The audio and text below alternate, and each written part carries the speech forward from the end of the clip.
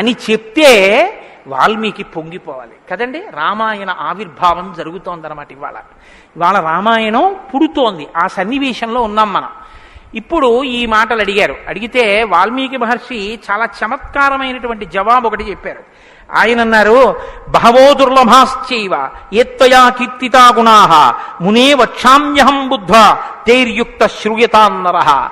చాలా క్లిష్టమైనటువంటి ప్రశ్న ఒకటి అడిగావు. సాధారణంగా లోకంలో మానవుల్లో నువ్వు అడిగినటువంటి 16 గుణములు ఒక వ్యక్తి యందు ప్రకాశించేటటువంటి వాడు ఉండడు. కాబట్టి ఇప్పుడు ఎవరై ఉండాలి? నరోత్తముడై ఉండాలి, సాక్షాత్ శ్రీ మహావిష్ణువై ఉండాలి. అటువంటి వాడే కాని నరుడిగానే ఉన్నాడు. ఇప్పుడు ఆయన విష్ణు అంటే ఆయనే అంగీకరించాడు. ఆయన నేను నరుణ్ణి అంటాడు, నేను దాశరథిని అంటాడు, నేను దశరథ మహారాజు కొడుకునయ్యా అంటాడు. నరుడిగా ఈ లోకంలో తిరుగుతున్నవాడు ఉన్నాడు. అటువంటి వాడి గురించి చెప్తాను, జాగ్రత్తగా వినన్నాడు. ఇది సంక్షేప రామాయణం. 100 శ్లోకాలతో ఇక్కడ ప్రతిరోజు సంక్షేప రామాయణం జరుగుతోంది అని అన్నారే. సంక్షేప రామాయణాన్ని పెద్దలు సంప్రదాయంలో ఏమని పిలుస్తారో తెలుసా అండి? మాలామంత్రము అని పిలుస్తారు. ఎందుకంటే శారదా తిలకము అని మంత్రాల గురించి చెప్పేటటువంటిది, బీజాక్షరాల గురించి చెప్పే విషయం ఒకటి ఉంది. అందులో 10 అక్షరాలు మంత్రంలో దాటిపోతే దాన్ని మాలామంత్రములని పిలుస్తారు. 100 శ్లోకములతో ఉన్న సంక్షేప రామాయణం మాలా మంత్రం. అందుకే సంక్షేప రామాయణాన్ని పారాయణ చేస్తే అది రక్షణ చేస్తుంది. మననాత్ త్రాయితే ఇది మంత్ర. దాన్ని మననం చేస్తే అది కాపాడుతుంది. సంక్షేప రామాయణం కూడా అలా కాపాడుతుంది. సద్గురువైనటువంటి నారద మహర్షి నోటిలోంచి పుట్టింది సంక్షేప రామాయణం. మహానుభావుడు నేను చెప్తున్నానయ్యా విను అని చెప్తున్నాడు. ఇక్ష్వాకు వంశ ప్రభవో రామో నామ జనైశ్రుత నియతాత్మా మహావీర్యో ద్యుతిమాన్ ధృతిమాన్ వసీ. ఇక్ష్వాకు వంశ ప్రభవో, ఇక్ష్వాకు వంశంలో పుట్టినవాడు ఉన్నాడయ్యా అన్నారు. మీరు ఈ మాట వినాలి. మొట్టమొదట ఎవరైనా రాముడు అని చెప్పలేదు. ఎవరని చెప్పాడు? ఇక్ష్వాకు వంశంలో పుట్టినవాడు ఉన్నాడు అన్నారు. ఒక వంశం తరించిపోతుంది. ఒక వంశం పేరు శాశ్వతత్వాన్ని పొందుతుంది. అది మొదట ఇక్ష్వాకు వంశం, తర్వాతది రఘువంశం. రఘువు పుట్టిన తర్వాత దాన్ని రఘువంశం అన్నారు. వంశం మారిపోలేదు, కానీ వంశం పేరు రఘువంశం అయిపోయింది. ఎలా అయిపోయింది అంటే రఘువు గొప్పతనం అటువంటిది. ఆయన పేరుతో వంశాన్ని పిలిచారు. ఆ వంశంలో పుట్టాడు రామచంద్రమూర్తి. అంత గొప్ప వంశంలో పుట్టాడయా. ఇప్పుడు వంశానికి గొప్పతనం ఎక్కడి నుంచి వచ్చింది? పుట్టి అలా ప్రవర్తించగలిగిన వాళ్ళ వల్ల వస్తోంది. ఇక్ష్వాకు వంశ ప్రభవో రామో నామ జనైశ్రుత. ఆయనని జనులందరూ రాముడు అని పిలుస్తూ ఉంటారు. రామో నామ జనైశ్రుత. ఎందుకని? రమయతీతి రామ. ఆయన అందరినీ ఆనందింపచేస్తాడు. రమంతే అస్మిన్ ఇతి రామ. ఆయన యందు యోగులు రమిస్తారు. యోగులు రమించడం అంటే బాహ్యంలో తిరిగేటటువంటి మనస్సుని బుద్ధిని నిగ్రహించి వెనక్కి తిప్పి ఆత్మలోకి దింపి తాను ఒకటిగా నిలబడిపోయి పొందేటటువంటి ఆనందమేదో అది సాకారమును పొందితే రాముడు. కాబట్టి యోగులు రమించేటటువంటి స్వరూపమేదో దానికి రామ అని పేరు. కాబట్టి రామో నామ జనైశ్రుత నియతాత్మా మహావీర్యో ద్యుతిమాన్ ధృతిమాన్ వసీ. నువ్వు చెప్పినటువంటి గుణములన్నీ ఉన్నవాడు. దానితో పాటుగా వసీ, ఇంద్రియములను నిగ్రహించినటువంటి వాడు. ఇంద్రియాల్ని నిగ్రహించడం అన్న మాట మీరు రామాయణంలో చాలా జాగ్రత్తగా గమనించి తెలుసుకోవలసింది. ఇంద్రియాల్ని నిగ్రహించడం అంటే ఏమిటో తెలుసా అండి? మనసు దేన్ని చూస్తే, దేన్ని వింటే కదిలిపోతుందో, ప్రశాంతంగా ఉన్నది అలజడిని పొందుతుందో దాన్ని చూడకుండా, దాన్ని వినకుండా బలవంతంగా నిగ్రహించడం ఎటువంటిదో తెలుసా అండి? ఒక త్రాచుపాము అలా వెళ్ళిపోతోంది. గభాల్ని ఇలా చూశాడు. అయ్య బాబోయ్, త్రాచుపామును పెద్ద గెంతు గెంతాడు. అది అకస్మాత్తుగా ఏమైందంటే ఆ గెంతడంలో త్రాచుపాము యొక్క పడగ మీద 2 కాళ్ళు వేసి తొక్కాడు. ఇప్పుడు త్రాచుపాము తల పైకి ఎత్తలేకపోతోంది. ఇప్పుడు తను త్రాచుపాము నా కాళ్ళ కింద ఉంది, నన్ను ఏం చేస్తుంది అని ఉండగలడని మీరు అనుకుంటున్నారా? అతను గడగడగడగడగడ వణికిపోతూ చెమట్లు పట్టేస్తున్నాయి. ఎందుకంటే నేను త్రాచుపాము మీద ఉన్నాను. అది తోక కదుపుతోంది, తోకతో కాళ్ళు చుడుతోంది. ఈ కంగారులో ఏం చేస్తాడంటే త్రాచుపాము మీద తాను నిలబడి ఉండగా ఇక త్రాచుపాము తన ఏం చెయ్యలేదన్న స్థితిలో ఉన్నా ఎప్పుడో ఒకప్పుడు త్రాచుపాము మీద కాళ్ళు తీసేస్తాడు. కంగారు పడిపోయి తీసేస్తాడు. ఎప్పుడో అప్పుడు కాలు తీయడం కోసమే పాము చూస్తుంటుంది, కాటు వేసేసి పుట్టలో వెళ్ళిపోతుంది, లేకపోతే ఎక్కడికో అక్కడికి వెళ్ళిపోతుంది. రావణుడు చేసే తపస్సు, రావణుని యొక్క ఇంద్రియ నిగ్రహం అటువంటివి. బలవంతంగా అణిచిపెడతాడు. అవకాశం రాగానే అది ఒక్కసారి జడలు విప్పి ప్రళయతాండవం చేసి రావణుణ్ణి పడగొడుతుంది. మండోదరి చెప్పింది ఈ మాట, నా సొంతం కాదు. రాముడు అలా కాదు, విచారణ చేసి ఉంటాడు. అర్థమనర్థం భావయ నిత్యం అంటారు శంకరాచార్యులు వారు. నారీస్తన భరణాభీదేశం దృష్ట్యా మాగా మోహావేశం ఏతత్ మాంసవసాది వికారం మనసి విచింత్య వారం వారం అంటారు. మనసు దేని చేత కదిలిపోతోందో దాని యథార్థ స్వరూపాన్ని బాగా విచారణ చేస్తాడు. విచారణ చేసి ఈ పాటి దానికా నా ఒంట్లో ఉన్నటువంటి శక్తిని అంతటినీ ఖర్చు చేసేస్తున్నాను అని మనసుని మరల్చే ప్రయత్నం చేసి ఆ వస్తువు తన కళ్ళ ముందు కనపడినా ఇంకా ఆయన మనసు చెక్కు చెదరదు, ఆ స్థితిని పొందుతాడు. ఇది శంకరాచార్యులు వారు నేర్పుతారు లోకానికి. గురువు చెప్పే మాట అంటే అలా ఉంటుంది. ఆయన ఎంత చమత్కారంగా అన్నారో చూడండి. నారీస్తన భరణాభీదేశం దృష్ట్యా మోగా మోహావేశం.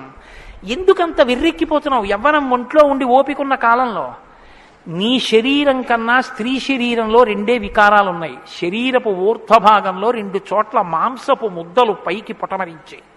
శరీర అధోభాగంలో మాంసము కొంత లోపలికి వెళ్ళి ఉంది.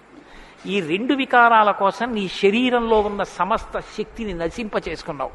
ఇదా నీకు నరజన్మ ప్రయోజనం? మనసి విచింతియ వారం వారం, దీన్ని బాగా ఆలోచించు అన్నది. ఇది పట్టుకుందనుకోండి, కంటిని మనసుని కంటితో చూడడం వల్ల కదపగలిగిన మనసుకి ఇప్పుడు ఆ వస్తువు కనపడినా ఇక మనసు కదలదు. ఇది ఇంద్రియ నిగ్రహం అంటారు. ఇంద్రియాలని జయించడం అంటే అది. ఇది రాముడు. అందుకే ధృతిమాన్ వసీ, అపారమైన శక్తితో ఉంటాడు, సంకల్ప శక్తితో ఉంటాడు, ఇంద్రియములను జయించిన వాడై ఉంటాడు. బుద్ధిమాన్ నీతిమాన్ వాగ్మి శ్రీమాన్ శత్రునిబర్హణ విపులాంసో మహాబాహు కంబుగ్రీవో మహాహను. నిజంగా శ్రీరామాయణాన్ని ప్రతి శ్లోకం ప్రతి మాట వ్యాఖ్యానం చేస్తే 42 రోజులు ఏమిటండి? నేను రిటైర్ అయిపోయే వరకు చెప్పినా శ్రీరామాయణం అయ్యేదేం కాదు, కానీ ఏదో 42 రోజుల్లో పూర్తి చేశాను అనిపించుకోవడం అంతే. కాబట్టి బుద్ధిమాన్ నీతిమాన్ వాగ్మి, అన్ని విద్యలు తెలుసున్నవాడు. శ్రీమాన్, ఐశ్వర్యం ఉన్నవాడు. శత్రు నిబర్హణ, శత్రువులను నిగ్రహించగలిగినవాడు. విపులాంసో, ఎత్తైన మూపున్నవాడు. మహాబాహు, బలిశిర బాహువులున్నవాడు. కంబుగ్రీవో, కంఠం వంటి శంఖం వంటి కంఠం ఉన్నవాడు. మహాహనుహు, చెక్కిళ్ల పైభాగం చాలా ఉన్నతంగా ఉన్నటువంటి వాడు. అటువంటి మహానుభావుడు ఈ లోకంలోనే ఉన్నాడు. ప్రజాపతి సమశ్రీమాం ధాతారి పురుషూదన రక్షితా జీవలోకస్య ధర్మస్య పరిరక్షిత రక్షితా స్వస్య ధర్మస్య స్వజనస్య చ రక్షిత వేద వేదంగతత్వజ్ఞో ధనుర్వేదే చ నిష్ఠితః. ఎంత గొప్పగా మాట్లాడారండి నారద మహర్షి. నిజంగా ప్రజాపతి సమశ్రీమాన్, ఈ ప్రపంచాన్నంతటినీ పోషించగలిగినటువంటి వాడు. సాక్షాత్ శ్రీ మహావిష్ణువు. ధాతారి పునిషూదన, శత్రువులను నిగ్రహించగలిగిన వాడు. రక్షితా జీవలోకస్య, ఈ లోకాలన్నింటినీ రక్షించగలిగిన వాడు. ధర్మస్య పరిరక్షిత, ధర్మాన్ని రక్షించేటటువంటి వాడు. ధర్మాన్ని రక్షిస్తాడు కాబట్టి అధర్మాన్ని నిగ్రహిస్తాడు కూడా. ధర్మస్య పరిరక్షిత రక్షిత స్వస్య ధర్మస్య, తన ధర్మాన్ని తాను రక్షించుకుంటాడు. రక్షిత స్వస్య ధర్మస్య స్వజనస్య చ రక్షిత, అందరినీ రక్షిస్తే మరి స్వజనులు ఎవరు? అంటే ఆయననే నమ్ముకుని ఉన్న వాళ్ళెవరో ఆ వారి రక్షణ యందు మరింత అప్రమత్తంగా ఉండేటటువంటి స్వరూపం ఉన్నటువంటి వాడు.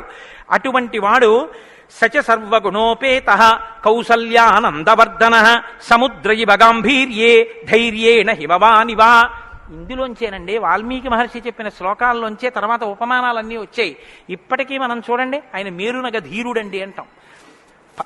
ఆయన్ని పోల్చి చెప్పేటప్పుడు హిమవత్ పర్వతము వంటి వాడు, సముద్రము వంటి గాంభీర్యం ఉన్నవాడు అని చెప్పారు నారద మహర్షి. సముద్రం చూడండి ఎంత గంభీరంగా ఉంటుందో.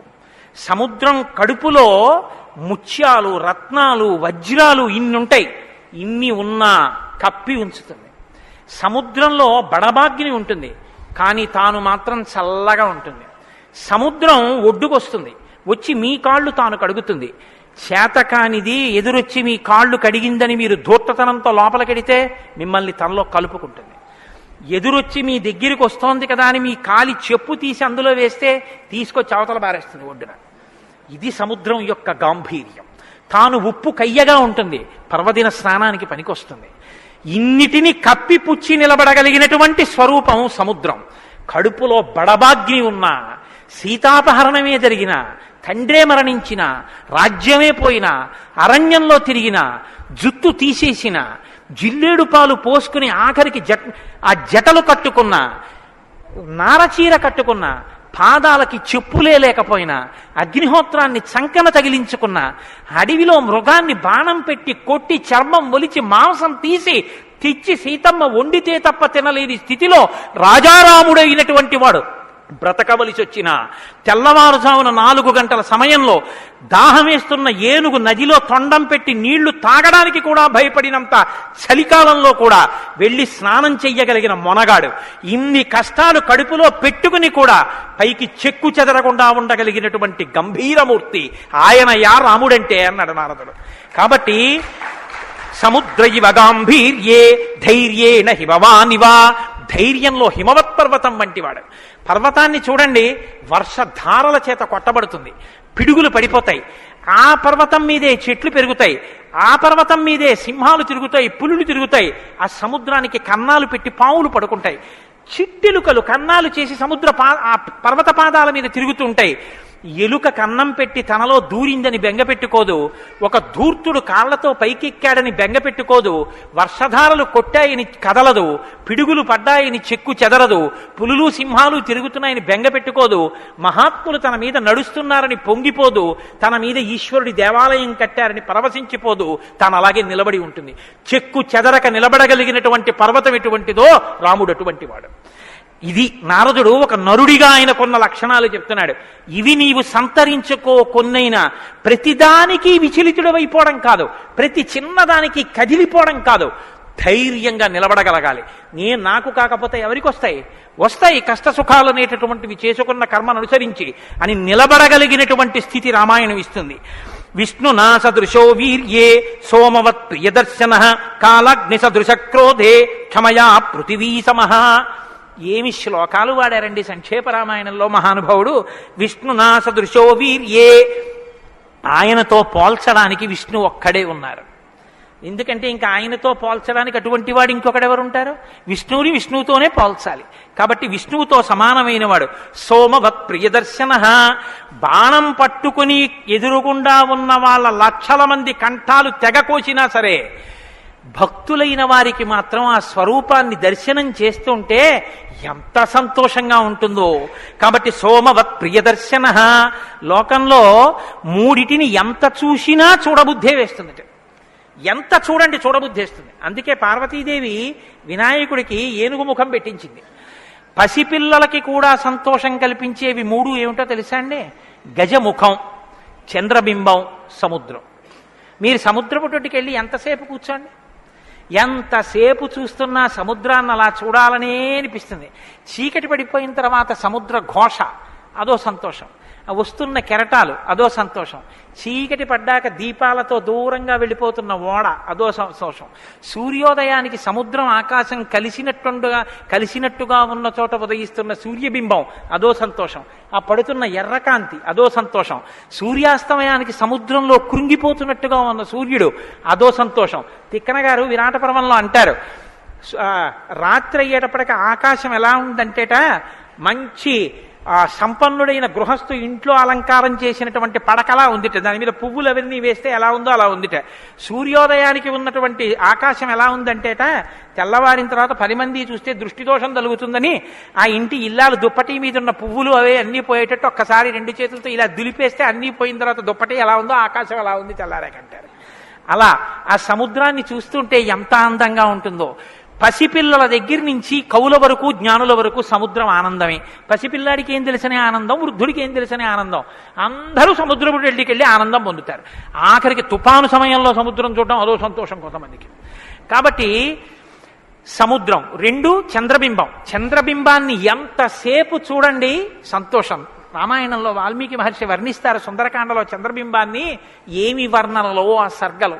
కాబట్టి చంద్రబింబం 3 ఏనుగు చూడండి, వెంకటాచల క్షేత్రానికో తిరుత్తణియో వెడితే ఆ ఏనుగు ముందు నించుంటే పిల్లల్ని ఎంతసేపు నించోబెట్టండి సంతోషమే.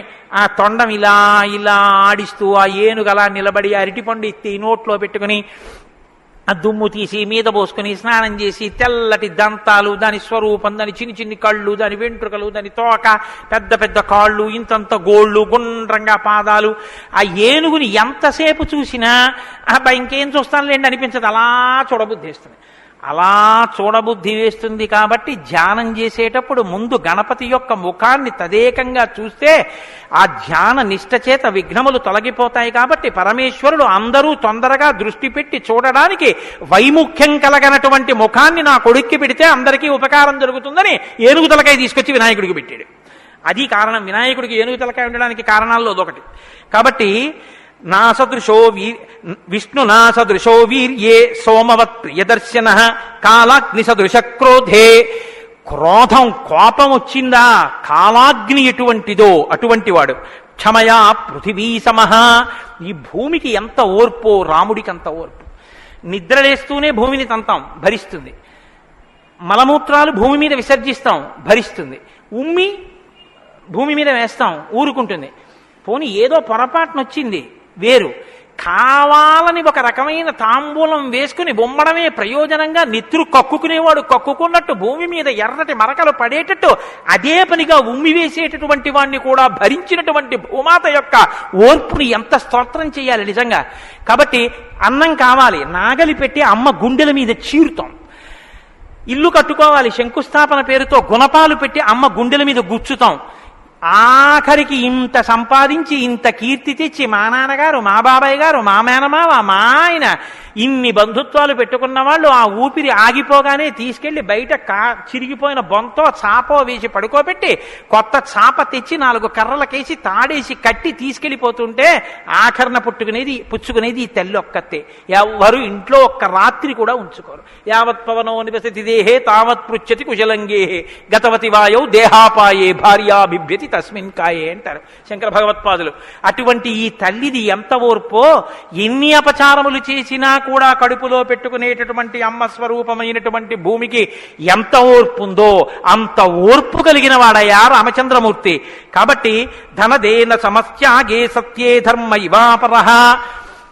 కుబేరుడు ఎంతటి ధనవంతుడో అంతటి మహానుభావుడు, అటువంటి త్యాగం ఉన్నవాడు. సత్యే ధర్మ ఇవాపరః.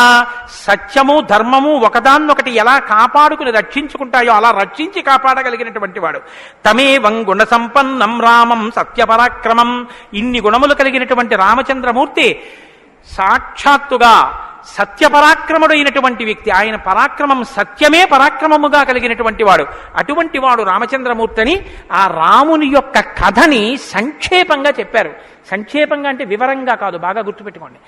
వివరంగా చెప్పలేదు, కేవలం ఏదో విహంగ వీక్షణం అంటారు చూసారా, ఒక్కసారి స్థాళీపులాక న్యాయంగా ఒకసారి అలా చెప్పేశారు. అది ఎంత తేలిగ్గా చెప్పేశారంటే సజగామ వనం వీర ప్రతిజ్ఞామనుపాలయన్ పితుర్వచన నిర్దేశాత్ కైకయ్యా ప్రియకారణాత్ అంటూ. కానీ సంక్షేపరామాయణ శ్లోకాలండి, అవి నిజంగా మంత్రాలే.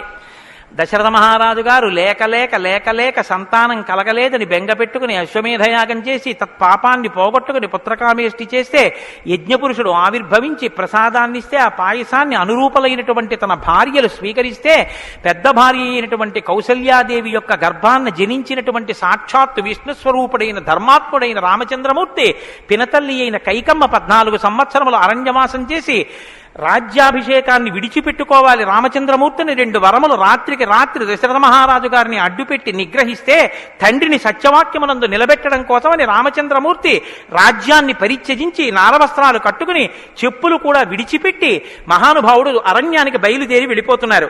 ఆ వెళ్ళిపోతున్నటువంటి సమయంలో రామశ్చ దయితా భార్యా నిత్యం ప్రాణ సమాహిత జనకస్య కులే జాతా దేవమాయేవ నిర్మిత సర్వలక్షణ సంపన్నా నారీణాం ఉత్తమావధ సీతాప్యనుగత రామం శిశిలం రోహిణీ యథా.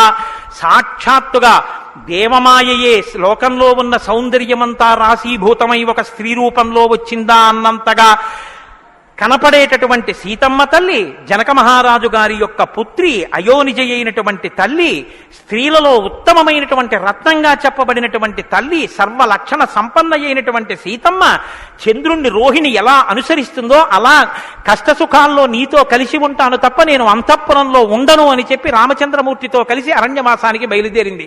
సోదరుడైనటువంటి లక్ష్మణుడు కూడా రామచంద్రమూర్తితో బయలుదేరాడు. ముగ్గురు అరణ్యవాసం చేస్తున్నటువంటి సమయంలో చిత్రకూట పర్వతం మీద ఉండగా తనకి రాజ్యం కావాలని భరతుడు కోరకపోయినా తల్లి వరం చేత రాజ్యాన్ని పొందడానికి అర్హుడైన భరతుడు మేనమామ గారి ఇంటి నుంచి తిరిగి వచ్చేసరికి దశరథ మహారాజు గారు ప్రాణాలు విడిచిపెడితే నాకు ఈ రాజ్యం వద్దని భరతుడు శత్రుఘ్నుడితో వశిష్ఠుడితో తల్లులతో కలిసి చిత్రకూట పర్వతం దగ్గరికి వెళ్ళి, అన్నా రామా నాకొద్దు, ఈ రాజ్యం నువ్వే తీసేసుకోమని ఎంత నిగ్రహించినా ధర్మాత్ముడు సత్యవాక్య పరిపాలకుడైనటువంటి రామచంద్రమూర్తి నా తండ్రిని సత్యంలో నిలబెట్టడం కోసం నేను ఈ వనవాసానికి వచ్చాను తప్ప నాకు ఈ రాజ్యం అక్కర్లేదని స్వీకరించడం మానేసి తన పాదుకలను తీసుకెళ్లి భరతుడికి ఇస్తే భరతుడు పాదుకలను పట్టుకుని నందిగ్రామానికి వచ్చి సింహాసనం మీద పెట్టి రాజ్యం చేస్తుంటే మహానుభావుడు చిత్రకూట పర్వతం మీదే ఉన్నట్టయితే వచ్చినటువంటి తల్లులు సోదరులైనటువంటి భరత శత్రుఘ్నులు జ్ఞాపకానికి వస్తారని చిత్రకూటాన్ని విడిచిపెట్టి దండకారణ్యంలో ప్రవేశించి ఉన్నటువంటి సమయంలో అక్కడ ఉన్నటువంటి రాక్షసులలో ఒకటి అయినటువంటి శూర్పణక వచ్చి రామచంద్రమూర్తి యొక్క తమ్ముడైన లక్ష్మణుడు, లేదా సంక్షేప రామాయణం ప్రకారం రాముడంటే లక్ష్మణుడు చేసిన పని రాముడు చేసినట్టే, అందుకని రాముడి చేత ముకుచెవులు కోయబడితే ఆ శూర్పణక చేత ప్రేరేపింపబడిన కరదూషణాదులు త్రిశిరస్సు అనేటటువంటి 14,000 మంది రాక్షసులు రాముడి మీద దండెత్తి వస్తే తృణప్రాయంగా 14,000 మందిని నిగ్రహించినటువంటి రామచంద్రమూర్తి యొక్క పరాక్రమాన్ని శూర్పణక వల్ల తెలుసుకున్నటువంటి రావణాసురుడు అసూయతో సీతమ్మ తల్లి మీద మోహంతో సీతమ్మ తల్లిని అపహరించి తీసుకుని వెళ్ళిపోతే ఆగ్రహించినటువంటి రామచంద్రమూర్తి శబరిని దర్శనం చేసి తర్వాతి కాలంలో సుగ్రీవుడితో స్నేహం చేసి వారిని నిగ్రహించి దశ దిశలకి వానరుల్ని పంపిస్తే దక్షిణ దిక్కుకు వెళ్ళినటువంటి హనుమ సీతమ్మ తల్లి యొక్క జాడ కనిపెట్టి 100 యోజనముల సముద్రాన్ని దాటి ఈవలి ఒడ్డుకు వచ్చి రామచంద్రమూర్తికి సీతమ్మ క్షేమవార్త చెప్తే రామచంద్రమూర్తి నీలుని యొక్క సహకారంతో సముద్రానికి సేతువు కట్టి సముద్రాన్ని దాటి ఆవలి ఒడ్డుకు వెళ్లి లంకారాజ్యంలో వానర సహకారంతో రావణ కుంభకర్ణాది వీరులను నిగ్రహించి తిరిగి మళ్లీ అయోధ్య పట్టణానికి వచ్చి పట్టాభిషిక్తుడై 11,000 సంవత్సరములు ఈ రాజ్యాన్ని పరిపాలన చేసి రామరాజ్యం ఇలా ఉంటుంది అని చెప్పి లోకానికి చాటి చెప్పిన వాడయ్యా రామచంద్రమూర్తి అంటే సంక్షేప రామాయణాన్ని కథారూపంగా శ్లోకరూపంగా నారద మహర్షి వాల్మీకి మహర్షిగా ఉపదేశం చేశారు. ఉపదేశం చేస్తే సంతోషించారు. ఆ రామరాజ్యం యొక్క గొప్పతనాన్ని 4 శ్లోకాలు వినకపోతే మనం దోషం చేసిన వాళ్ళం అవుతాం. ప్రహృష్టముదితో లోకస్తుష్ట పుష్ట సుధార్మిక నిరామయో హ్యరోగస్యా దుర్భిక్ష భయవర్జిత న పుత్రమరణం కించిత్ ద్రక్షంతి పురుషః క్వచిత్ నార్యాశ్చా విధమా నిత్యం భవిష్యంతి పతివ్రతాః న చాగ్నిభయం కించిత్ ఆప్సుమజ్యంతి జంతవః న మాతజం భయం కించిత్ నాపి జ్వర కృతం తథా న చాపి క్షుద్భయం తత్ర న తస్కర భయం తథా నగరాణి చ రాష్ట్రాణి ధనధాన్యయుతాని చ నిత్యం ప్రముదితాః సర్వే యథా కృతయుగే తథా అశ్వమేధశతైర్రిష్ట తథా బహుసువర్ణకైః. రామచంద్రమూర్తి రాజ్యం చేసేటటువంటి కాలంలో కొడుకులు మరణిస్తే పెద్దవాళ్ళైనటువంటి వాళ్ళు పిల్లలకి ప్రేతకార్యం చేయడం అన్నది లేదు. స్త్రీలు విధవలై భర్త మరణిస్తే జీవించవలసినటువంటి దౌర్భాగ్యం లేదు. అందరూ పసుపు కుంకాలతో భర్త చేతుల మీద వెళ్ళిపోయేవారు. ఎక్కడ అగ్నిభయం ఉండేది కాదు. జంతువులు నీళ్లలో మునిగి మరణించడం అనేటటువంటిది ఉండేది కాదు. వాత భయం కానీ, అనారోగ్యాలు కానీ, జ్వరాలు ఏర్పడడం కానీ, భయంకరమైన వ్యాధులు పటమరించడం కానీ, దొంగతనం కానీ, క్షుద్బాధ కానీ, ఆకలితో అలమటించడం కానీ, అశాంతి కానీ లోకంలో ఎక్కడా లేవు. అశ్వమేధాది యాగములను చేసి ఎంతో మంది బ్రాహ్మణులకి బంగారాన్ని దానం చేశాడు. గవాం కోట్యయుతం దత్వా బ్రహ్మలోకం ప్రయాస్యతి అసంఖ్యేయం ధనం దత్వా బ్రాహ్మణేభ్యో మహాయశాః. కొన్ని కోట్ల గోవులు దానం చేశాడు. కొన్ని కోట్ల బంగారు నాణెములు దానం చేశాడు. 10 వర్ష సహస్రాణి 10 వర్ష శతాని చ రామో రాజ్యముపాసిత్వా బ్రహ్మలోకం గమిష్యతి. రామో రాజ్యముపాసిత్వా